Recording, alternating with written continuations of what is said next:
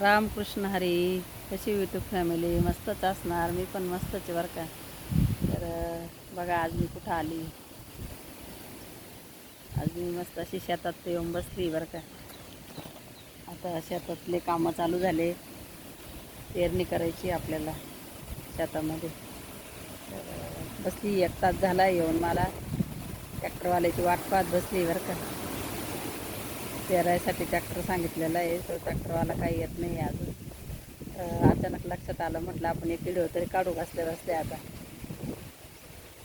तर पेरणी करायची. बऱ्याच लोकांच्या पेरण्या होत आल्या, पण आमची गेली लांबणीच पडली पावसामुळं. पाऊस आला, ज्यांचे पावसाच्या आधी होऊन गेल्या त्यांचे गेल्या होऊन. तर आपली थोडी लेट झाली आता. म्हणजे बरेच लोक जोडी अजून आपल्याला बी. पावसाच्या अभावी काही चालणार नाही. पावसामुळं थोडंसं होतंच मागं पुढं. पाऊस पण पाहिजेच. पावसाशिवाय बी पेरणी होत नाही बरं का.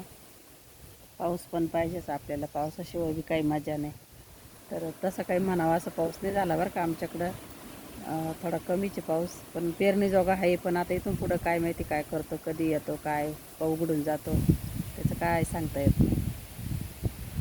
गावगाव तर किती पाऊस झाला, पार ढगफुटे झाल्या, लोकांचे जनावरांचा चारा वाहून गेला, लोकांचे घरं पडले, शेतकऱ्यांचे खूप नुकसान झाले. काहींचे गोठे वाहून गेले, काहींचे जनावरं मरून गेले.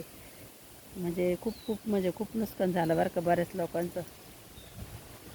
तर आमच्या इकडं थोडा कमीच पाऊस आहे. एवढा काही पाऊस नाही झाला. असं वाहून धुवून तर अजिबात गेलं नाही. नदी नाल्यांना पाणीच नाही आलं अजून. फक्त शेतीमध्ये असं बीज पाणी झाला का पेरणीजोगा झाला फक्त. ते बी 4-8 दिवसापुरताच वल राहील वावरांना, नंतर वल कमी होऊन जाईल आपोआप. कारण म्हणावा असं पाऊस झालेलाच नाही आमच्याकडं.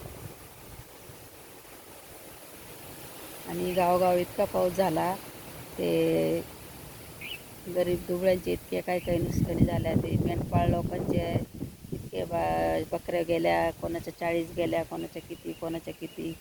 ते एक धनगरी जीवन म्हणून चॅनल आहे, त्यांचं तर खूप नुकसान झालं. रडत्या बिचारे, खूप रडत्या बिचारे. वर्षभर वन करत फिरतात बेंड्या घेऊन.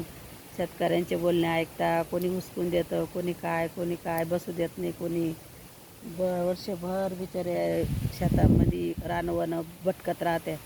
आणि त्यांनी म्हणजे पूर्ण वर्षाची त्यांची कमाई गेली. वर्ष काय 2 वर्षे बी तेवढं कमवायला लागून जातील त्यांना आता. एवढं त्यांच्या एकाच कुटुंबाच्या 40 बकऱ्या गेल्या. एवढं नुकसान झालं म्हणजे ते 2-3 वर्षसुद्धा तेवढी कमाई भेटणार नाही त्यांना फिरून. आणि किती फिरावं लागतं त्यांना जंगलामध्ये. ऊन म्हणू नका, वारा म्हणू नका, पाऊस म्हणू नका.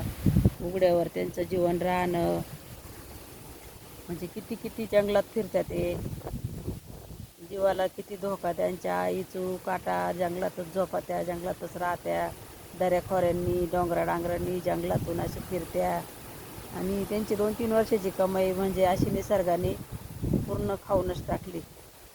तर असं आहे निसर्ग. जिकडं कोपला तिकडं कोपतो. जिकडं पाणी पाहिजे तिकडं पाणी पडत नाही. जिकडं नाही पाहिजे तिकडं खूपच पडून जातो. तर असं काय आहे निसर्गाचं. तर बऱ्याच लोकांच्या बिचाऱ्या गरिबांच्या खूप नुकसानी झालं बरं का. काहींच्या जर्सी गायांचं गोठी बसून गेले. काहींचे चारे वाहून गेले. चारे राहिले नाही जनावरांना घालायला. आता ते कुठून चारे आणतील एवढ्या जनावरांना. इतकं नुकसान आहे शेतकऱ्यांचं. तर ही अशी कोणतीच गोष्ट अशी सोपी नाही आहे. ती वावरात आलन झाली कधीच होत नाही शेतकऱ्याला. तर खूप म्हणजे दुसऱ्याच्या भरोश्यावर राहणं तर खूप अवघड जीवन आहे. आता बसावं लागलं इथं येऊन केव्हाचं वाट पाहत. तर 4ला येतो का 5ला येतो ट्रॅक्टरवाला, ते काही सांगता येत नाही. त्याच्यामुळं अवघडच आहे आता हे जीवन शेतकऱ्याचं. बसले शेतात येऊन मी. खूप नुकसानी झाल्या बरं का. चला, बघा कसं वाटलं माझा व्हिडिओ नक्कीच कमेंट करून सांगा. रामकृष्ण हरी.